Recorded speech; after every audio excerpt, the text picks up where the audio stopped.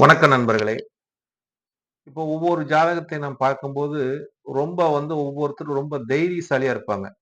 நல்ல பலமுடையவர்களா இருப்பாங்க. ஒவ்வொருத்தரும் பார்த்தீங்கன்னா, ரொம்ப பயந்தாங்கொழியா, கோழையா இருப்பாங்க. அதாவது எதுக்கா இருந்தாலும் அவங்க பயந்துக்குவாங்க. பயந்த சுபாவம் உடையவங்களா இருப்பாங்க. இதற்கு எந்த மாரி ஒரு கிரக அமைப்பு இருக்கும் ஜாதக ரீதியா என்று அவங்களோட கேள்வி. அதாவது எந்த ஒரு ஜாதகத்துக்குமே பலத்தை கொடுப்பது, பலனை கொடுப்பது செவ்வா தான். ஏன்னா செவ்வா தான் ரத்தத்துக்கு காரகன். அ அதாவது இந்த செவ்வா தான் உடல் ஸ்தானம் என்று சொல்லக்கூடிய சந்திரனோட வீட்ல போயி, உடல்காரனோட வீட்ல நீசம் பெறக்கூடிய தன்மை.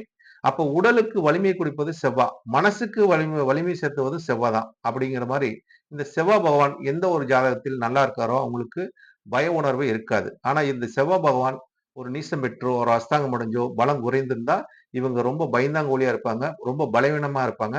இவங்க கிட்ட எதுவுமே நம்ம ஒரு இவங்க பேசவே தயங்குவாங்க என்ற ஒரு கருத்தை முன்வைக்கிறேன் நண்பர்களே. நன்றி.